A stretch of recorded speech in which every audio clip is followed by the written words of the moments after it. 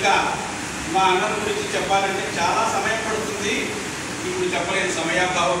మహానుభావుడు ఆయన, మహాపండితుడు, మహావక్త. ఎంతోమంది మనకు తెలియని గొప్ప గొప్ప కవులను గురించి ఆయన చక్కని వ్యాసాలు వెలువరించి సాహిత్య సేవ చేస్తున్నటువంటి మహానుభావుడు. నేనంటే చాలా ఇష్టం మాకు. వరంగల్లో సహృదయ అనేటువంటి సంస్థను అద్భుతంగా నడుపుతూ దాని రజతోత్సవ సందర్భంగా వచ్చిన సంచికలో అదే పనిగా నన్ను ఆదేశించి ఒక చక్కని వ్యాసం రాయినప్పుడు రాయించి అందులో వేయించారు మహానుభావుడు. తర్వాత ఈ కృతిని అంకితం ఇవ్వడంలో రెండు రకాలు ఉన్నాయి మిత్రులారా. భగవంతునికి అంకితం ఇవ్వడం ఉంది, అది సరే.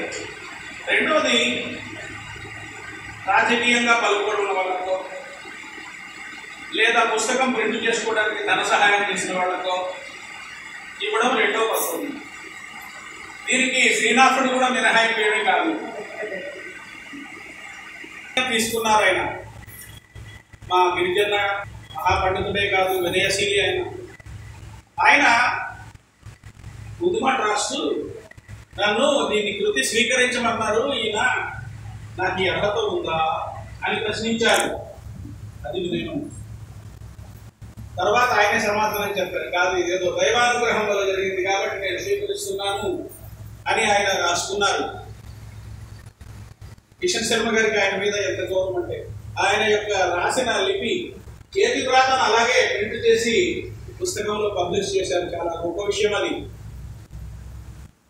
ఇంకొక మాట అన్నారు గిరిజా మనోహర్ అన్న గారు, పద్యంపై నాకున్న గౌరవం వల్ల కూడా నేను దీన్ని స్వీకరిస్తున్నాను. అద్భుతమైనటువంటి విలసీలాన్ని ప్రదర్శించారు.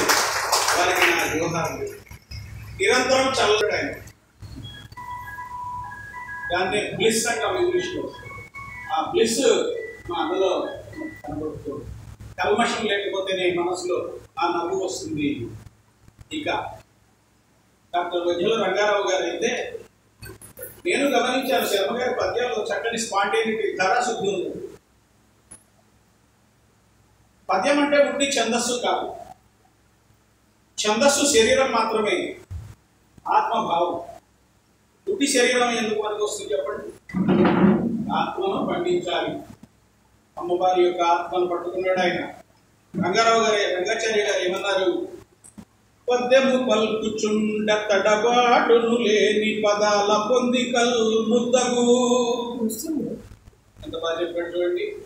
పద్యం చెప్తూ ఉంటే పదాలు తడబాటు లేకుండా పడాలి. ఎత్తి కోసం ప్రాస కోసం తెచ్చి పెట్టుకున్నట్టుగా ఉండకూడదు పదాలు. అక్కడ ఎక్కడ కనబడదు మీకు. మసవ చంద్రప్ప గారు మహానుభావుడు అల్ప శబ్దంలో అనల్ప భావంలో వెలయించిన అన్నట్టుగా ప్రతిభా వ్యుత్పత్తి అభ్యాస త్రివిధ శక్తి సంపన్నుడు. ప్రతిభ, వ్యుత్పత్తి, అభ్యాసము, ఈ మూడు కలిసినటువంటి సమ్మేళనమే కిషన్ శర్మ గారని ఆయన చెప్పారు. ఇక తుమ్మూరు రామ్మోహన్ రావు గారు కిషన్ శర్మ గారిని చూస్తే ఆయనకి పెద్దన గారి ప్రవరాక్షుడు గుర్తొచ్చాడట. పెద్దన గారి ప్రవరాక్షుడు అంటే ఇంకొక రకంగా మీరు ఆలోచించకండి. భాషాపర శేషభోగి,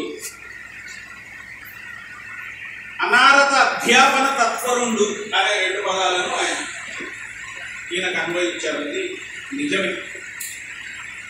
ఇక వారు దేవీ ఉపాసకులు కాకపోతే ఆమె అనుగ్రహము కలగదు.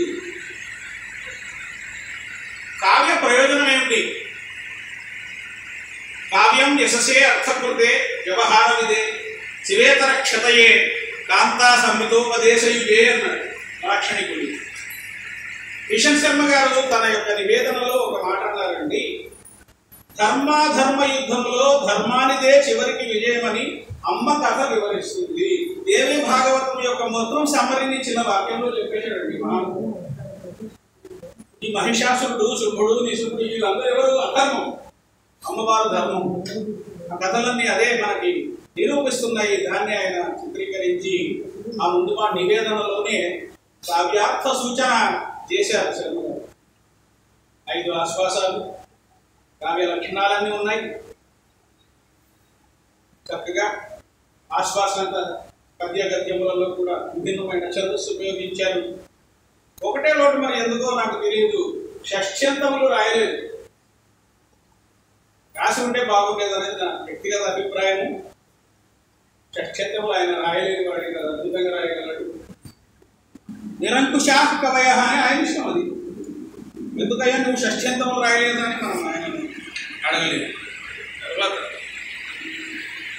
గ్రంథ విస్తర భీతి అని ఒకటి ఉన్నట్టుగా సమీక్షా విస్తర భీతి అని కూడా ఒకటి ఉంది కాబట్టి గాలాభీతం అవుతుంది కాబట్టి అప్పుడే నా తమ్ముడు అధ్యక్షుడు